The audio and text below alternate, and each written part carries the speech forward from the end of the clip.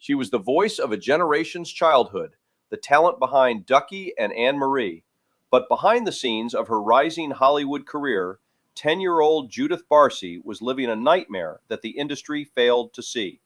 Today, we examine the tragic failure of the system that should have protected her. This is your daily feature. By 1988, Judith was a rising star, a familiar face on television screens and in movie theaters, adored by audiences and praised by directors. But behind the scenes, her home life was spiraling out of control. Her father, Joseph, was sinking deeper into a toxic mix of paranoia, rage, and insecurity.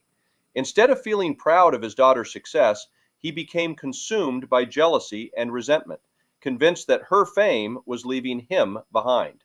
What the world saw as a dream come true was inside their home quickly turning into a nightmare. The warning signs were there, and they were impossible to ignore. Judith's behavior began to change in ways that were deeply alarming. This bright, talented little girl started pulling out her eyelashes, a heartbreaking sign of extreme anxiety and emotional distress. She suffered from episodes of hyperventilating, struggling to breathe as fear and panic overwhelmed her small body. These weren't just nervous habits or childhood quirks. They were red flags that something was terribly wrong.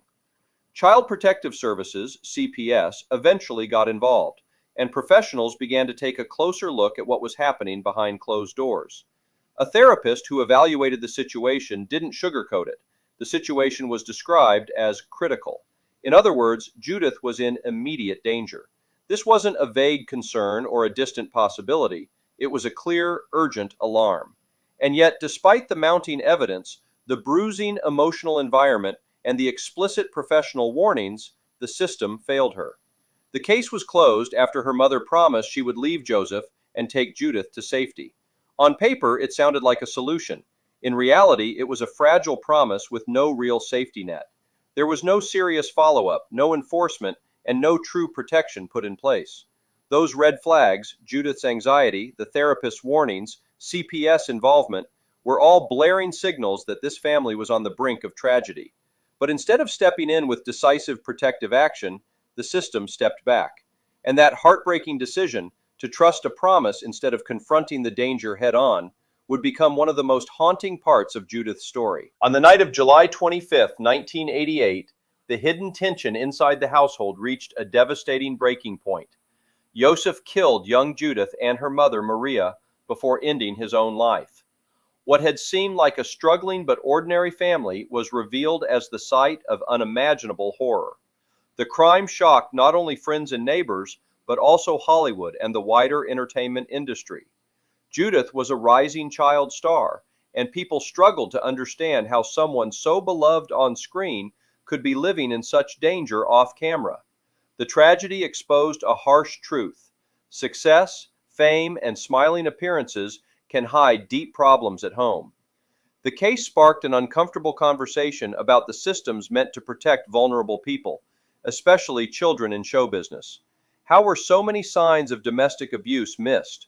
Why weren't there stronger protections for child actors who often work long hours, support their families, and rely on adults, sometimes abusive ones, to control their careers and finances? Judith's story became a grim example of how domestic violence can remain hidden, even when a child is in the public eye. It led people to question the lack of mental health support for families under pressure, the weak safeguards around child performers, and the way society minimizes or ignores red flags of controlling, threatening behavior at home. In the years that followed, Judith's death became more than a tragic headline. It became a symbol and a wake-up call.